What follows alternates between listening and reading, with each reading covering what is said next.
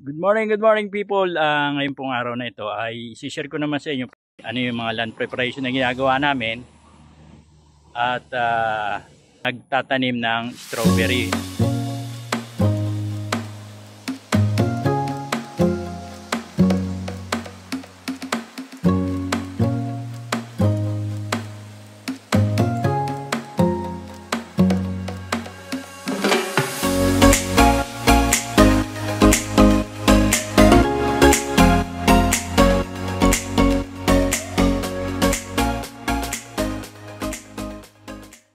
So ayan po, ang ginagawa po ay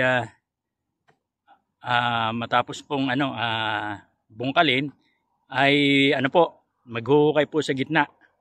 Ayan, yan po. Nuhukay na po niya sa gitna. Doon po sa gitna na yan, ang rason po bakit nilalagyan ng parang kanal, tatambakan po yan ng mga damo, yung mga greens. And tapos po pagkatapos ay applyan po yan ng fertilizer o po yung organic compost ang ilalagay po natin. Pagkatapos po saka po tatabunan ng lupa. So ganyan po yung preparasyon na ginagawa namin. At ito na po yung resulta. Ayan. Ito po ay simula na itinanim namin, wala pa naman kami nilalagay na pataba. Mga 2 months ago po ito nung itinanim namin. Pero ganyan na po kalago. So kaya po ganun din po yung proseso na gagawin namin. At saka po pagkatapos po na malagyan ng fertilizer, saka po lalagyan ng mulch. At after 1 week saka po lalagyan ng tataniman. So ito na po yung nahukay. Ayan. Ayan. Tapos lalagyan na po yan ng yan yung mga damo na nanggaling din diyan po sa na yan, sa plat na yan. Mismong galing po diyan yung mga damo na yan. So ayan po yung mga damo na yan. At ibabalik din. Magsisilbi po yung pataba. At yung sa ibabaw po niyan ay doon na nga po ilalagay natin yung organic compost. Tapos saka po tatabunan ng lupa. Yan po, tuloy-tuloy po yan hanggang sa dulo. Yung punda mo bumalik din sa lupa. So walang sayang. Mapapakinabangan din po. Kaya po yung mga damo, sa halip na gamitin yung gumamit kayo ng herbicide, ay suggestion lamang naman po, naging maganda naman po ang resulta, gawin na lamang po ninyong pataba. Kasi po yung mga damo na yan, power plant po yan, mabilis yang mabulok dahil malalambot po yan, saka mabilis tumubo, kaya mataas po ang nitrogen content na mga yan. Sana po ay makatulong po itong ginagawa namin para mapababa po natin yung cost ng pagsasaka. Especially po na napakamahal ngayon ng pataba. Kung hindi po tayo mag-iisip ng mga alternatibong pamamaraan, hindi po kikita ating mga magsasaka. At masyado tayo nakadependent sa sa chemical fertilizer na kung tutusin, available naman po. So sa compost, pwede rin po itong gamitin sa pagko-compost. Yung po mga kitchen waste, mga farm waste, yung mga sa mga manure na mga iba't ibang klaseng hayop, maliban lamang po sa pusa at aso. So yan po yung yung pwede po nating gamitin na pag-compost. At ito naman po, ang tawag po dito ay green manuring.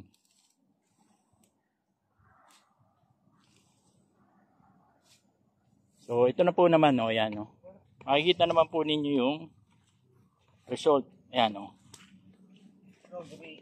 strawberry. Ayan, meron po runners, hindi namin tatanggal yung runners kasi po gagamitin ko rin itong mga pananim. Kasi pinapadami po namin yan. Ayan, hanggang doon sa baba po. Na po tayo ng ayan, compost na ano po yan. O, ayan, may mga damo-damo pa. Tsaka mga manure po yan ng, ng chicken. Tsaka mga concoction na inihalo na natin. Halo-halo na po yan. So, i-apply na po natin. Sige, Chard. Pakalat lang, pakalat. Manipis lamang po dahil opo, yan. Medyo kapala mo ng kaunti ano. Ayan, oh. Ayan, basta matabunan yung yung damo. Ayan. So ganyan po ang application namin. Para may may pagkain na po yung halaman. Oh, ayan.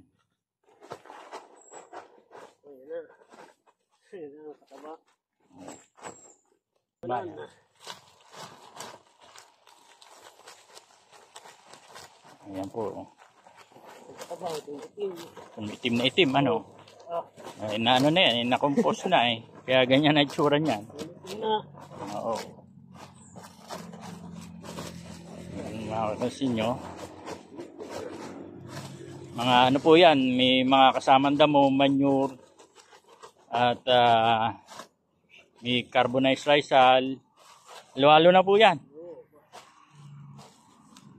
So ayan. Ayan po yan. Makikita nyo yan, mga damo. Tapos mamaya po tatabunan naman ng lupa. O yung doon.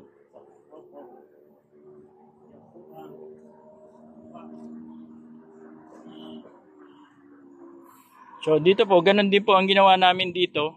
Yan, sa mga tanim natin na dragon fruit. At yan po mga papaya. Ito po, yan yung tinaniman namin ng luya.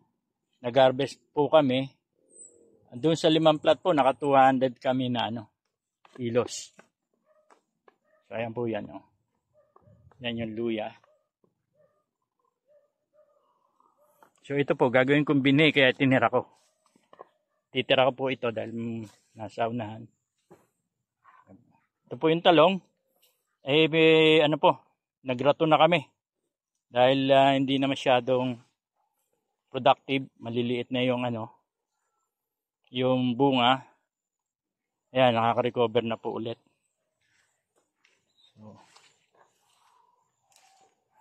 So by next month siguro marami na ulit itong bunga. So ayan po yung after 6 months, ganito na po yung dragon fruit. Ayan. Ganyan na po siya. Kahit na meron siyang tanim na luya. So pwede pong i-combine yung luya. Diyan po sa dragon fruit. Nagsisilbi din po yung shade sila do sa puno ng ng dragon fruit. So ayan po yan. Yan, daming sanga. May mapapansin nyo, bakit may mga bote? So instead po na gumamit ako ng ng gulong, mga bote na lang po ginamit ko.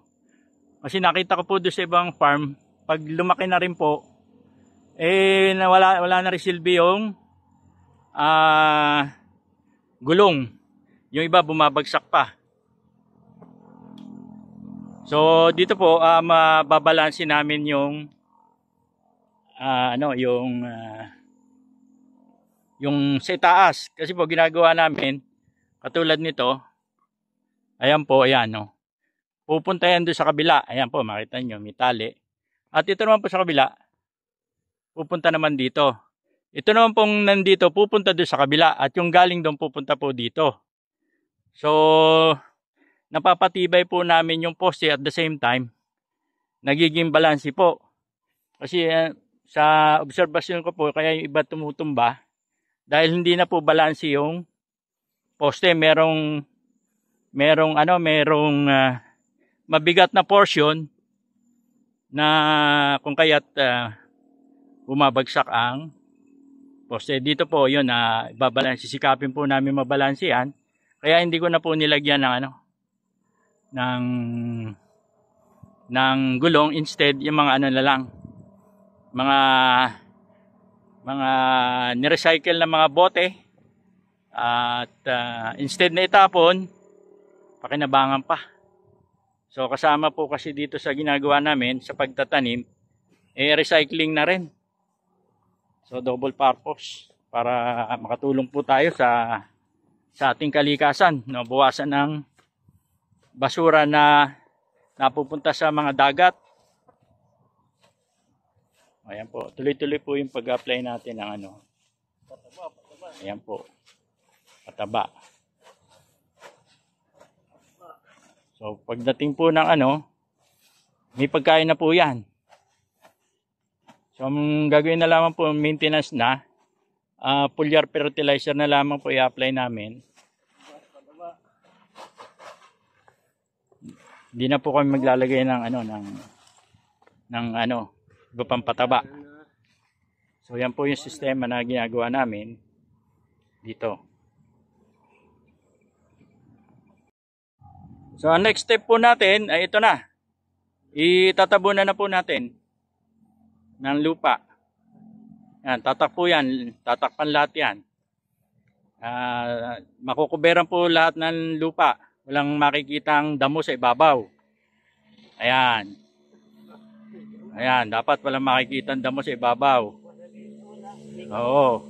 So hindi mo po alam. Hindi mo alam na yun pala, maraming damo sa loob. So tingnan nyo, instead na nakakalat yung damo, ayan, andun na, naging pataba pa. So ito po ay isang paraan din para maibalik natin sa lupa yung mga kinain ng mga damo. Oo. Nawala na po yung damo.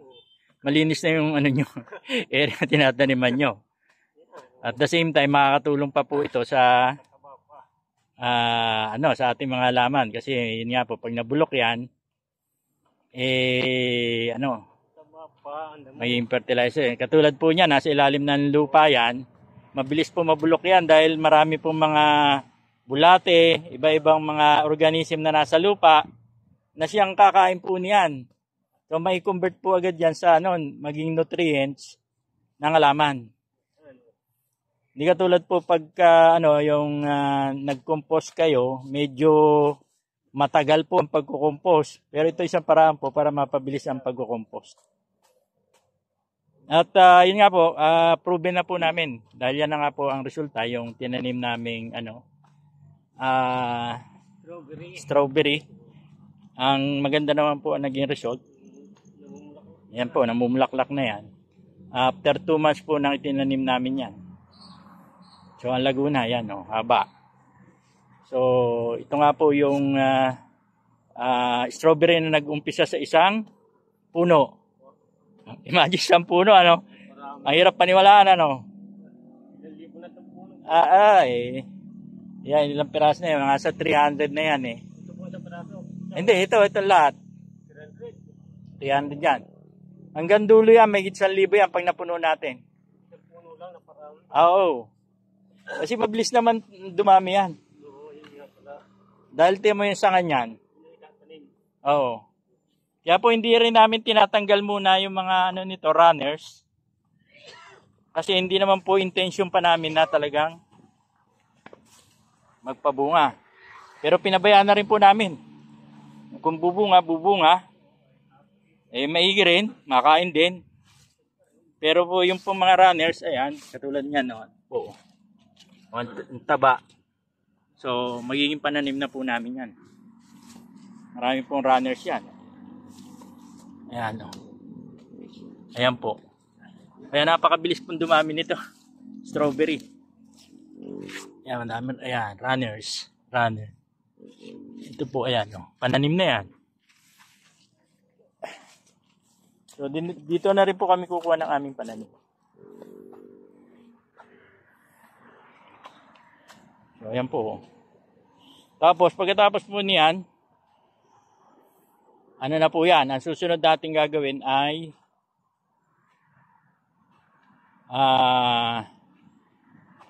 ano na, yung mulching. Ang ginagamit ko pong mulching ay yung pong breathable. Katulad po nito, ayan oh. Hindi po ito plastic mulch. Fabric. Ayan oh. Breathable. Nakakahinga. So hindi po ako laging bibili nito, although medyo may kamahalan. Kaya lang yung masisave naman po natin sa pagdadamo ay marirecover na rin po natin yun.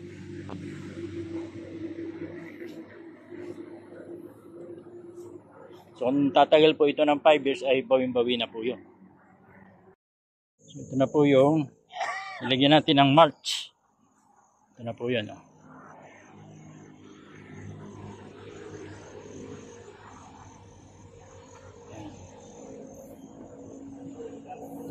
Mulching, nilalak na lang po.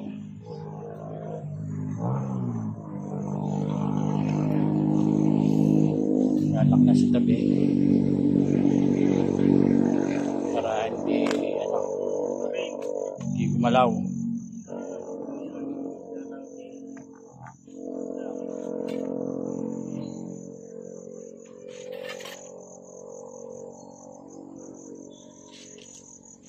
Kabilaan po ang lagay niyan.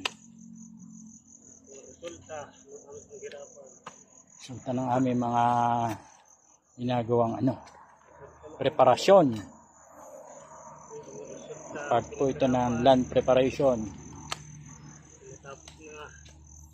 Then 1 week po. Tapos na. 1 week. Pinaghirapan. Lock mo dyan, lock. Wala. Nakapunik na, parang hindi makawala. Hindi makawala yung yung mga pataba. Oo. Ano po ang resulta ng aming pinaghirapan. Na.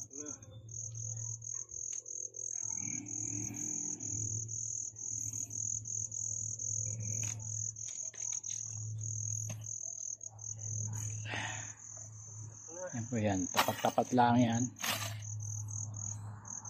Para pag humangin, di siya liliparin. Ito na, sa labak, dito na. Sa katigan. Magkadamo, puno na puno. Hindi ka kadito.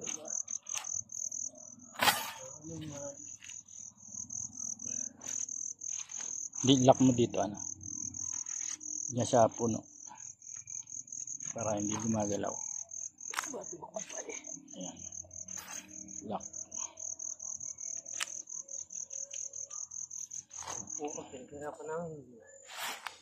Ano na lang. Sunod.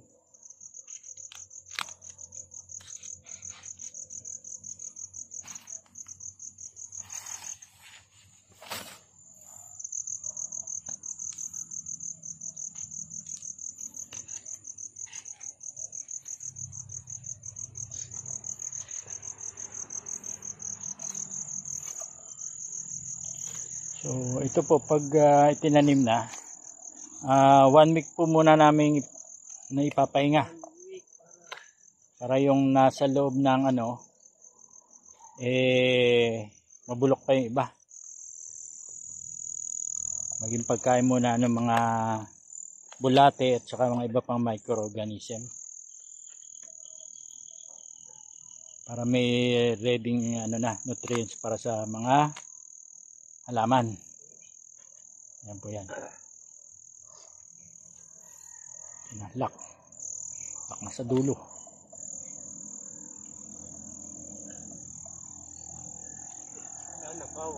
Kabad, kinulang. Bali po, putol na lang.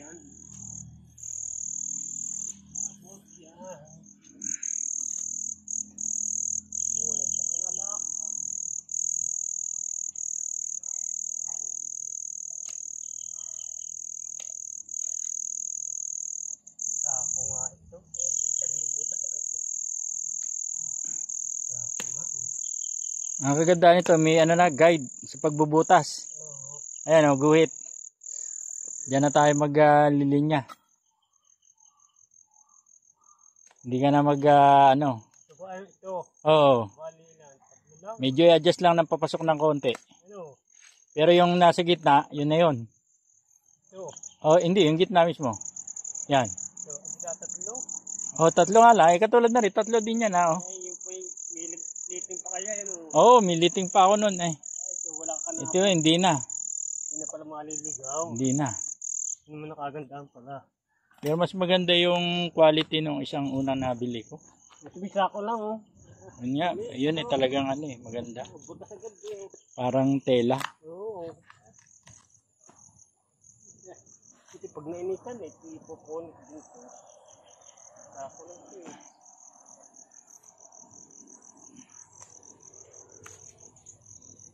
Ano po ang aming na pinaghirapan. Marami na itan dito eh. Ba, mga ano yan, mga 200 din piraso yan. 200 strawberry din. So, mga 600 dito lahat pag napuno.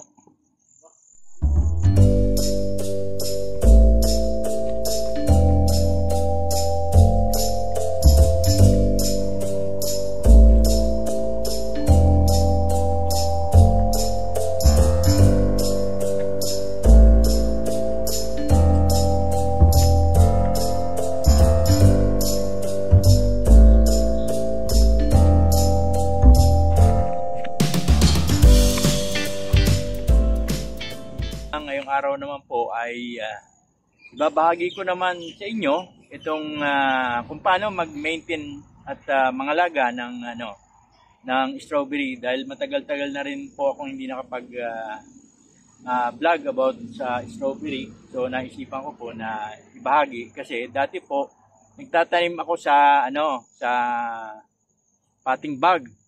So ngayon naman po ay sa lupa ko na itinanim at tinitingnan ko anong magiging result.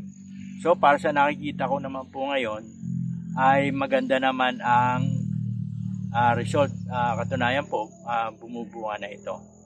So ipapakita ko po sa inyo yung bunga ng strawberry. So ito po yung bunga ng strawberry. Ang dami naman niyang bulaklak. Ayan. Ito naman yan. Dami din pong mga bulaklak. So ayan po, mga may bunga na. Ngayon, ang ibabahagi ko po ay paano mag-maintain ng ganitong strawberry. At saka po ang napansin ko, mas mabilis pong lumago rito. Actually po ito ay 3 months ago nung itinanim ko. At malago-malago kumpara po dun sa nandun siya sa potting bag. Ayan po, may bunga na rin. Ayan, may hinog na rin. So usually po ang problema po sa sa strawberry nga po itong fungus o fungi. Ito po ay sumisira at nagpapababa sa sa production ng ng bunga. So paano po ba natin maiwasan ito? Usually po kaya sila dumadami o nagkakalat ay dahil po sa ulan, sa raindrops. Pag tuloy-tuloy po yung ulan, nahahawa po yung iba. So para maiwasan po natin yon, tatanggalin po natin yung mga infected na na dahon at saka yung po mga dead na mga leaves at saka yung pinag-anuhan ng prutas ay tatanggalin po natin. At ang isang dahilan din po doon ay yung circulation po ng ng hangin. So kailangan po malinis natin malinis po natin yung mga ilalim na yan ng strawberry. So ayan po, ito po katulad po niyan, ayan Ito po mga ganitong dahon, tinatanggal po yan, saka po ito. Ayan, makikita nyo yan, nangingitim na. So ito po ay isang sakit din na dahil po sa fungus. So masyado makapal at babawasan natin ang mga dahon. Ayan po. Usually po yan, pag tinanggalan ng dahon, na-stress. Anong nangyayari po, pag na-stress po ang halaman, naglalabas po siya ng bunga. So, isa pong pagpapabunga rin, i-stress niyo yung halaman nyo. Kaya mga kasaka, nakikita po ba nyo yung spot na yan na parang kalawang? Ang tawag po dyan ay leaf spot. Yan po ay, ang sani po niyan ay punggus. Ang rason po kung bakit nagkakaroon ng ganyan ay pag continuous po yung ulan at mataas yung moisture. So, isa rin pong sanhi ay yung sobrang makapal. So, makita po ninyo, wala ng hangin. Hindi na makapag-circulate ng maayos ang hangin. Kaya po, nagkakaroon ng, ng mga leaf molds na katulad nito. Yan po yan. Ang paraan po dyan para ma-maintain natin na mawala yan o maayos natin yung problema na yan, ay tatanggalin po natin yung mga infected na dahon. At the same time po, lilinisin po natin yung ilalim. At tatanggalin po yung mga nabubulok na dahon at ganoon din po yung mga prutas na nandiyan na nagkaroon na rin ng problema. Nagkaroon na rin ng gray molds. Ang gray molds naman po, ayun po ay sanidin ng unggus. Maghanap po tayo ng So, nagkakaroon po yun ng gray sa bunga at yun po ang nagkukos po ng pagkabulok. So, wala po akong makita ang gray molds, pero lilinisin na lang po muna natin. Pag may nakita po ako, ipapakita ko sa inyo.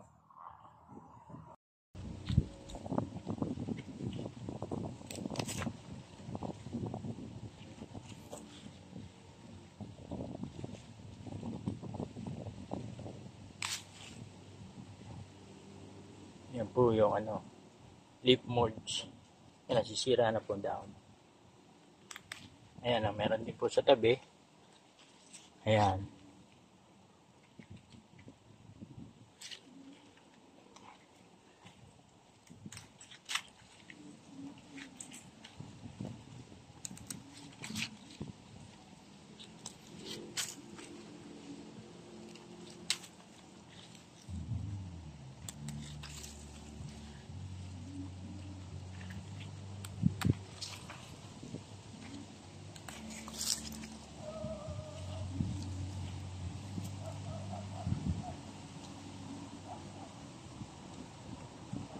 Tatanggalin na rin po natin ito runners kasi masyado na makapal. At itatanim ko naman po ito. Yan po yung runners. Ayan. Pantanim na po ito. Ayan. Para mabawasan din. At nang ma-prevent po natin ang iwalay ko po ito.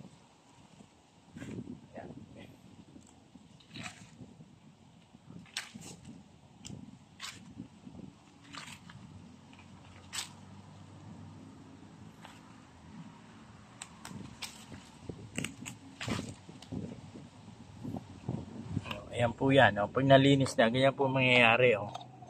Wala na kayong makikita. Malinis pati ilalim. Wala na mga dead na na mga dahon. So ganito po yan. Ayan.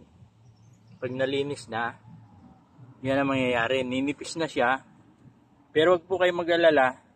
Dahil mangyayari po dyan, dahil na-stress yan, bigla pong dadami bunga niyan. Mamumulaklak po siya. Katulad po na nangyari dito. Ayan. Nung nilinisan po, yan. Naglabasan ang mga bulaklak. Tapos dumami ang bunga. Ayan. So, ito po yung gray molds. Ayan o. Ayan. Yung ganito po nangyayari. Nagmamamified. Naninigas. Una po magkakaroon ng gray spot. And then titigas po yun hanggang wala na. Hindi na po pakikinabangan ng bunga. So ayan po yung nalinisan na. Ayan, tingnan nyo, ang daming bulaklak. Tapos, pati bunga po, ayan o, biglang lumaki. So ayan po yan. Yun. Ito po yung nilinisan.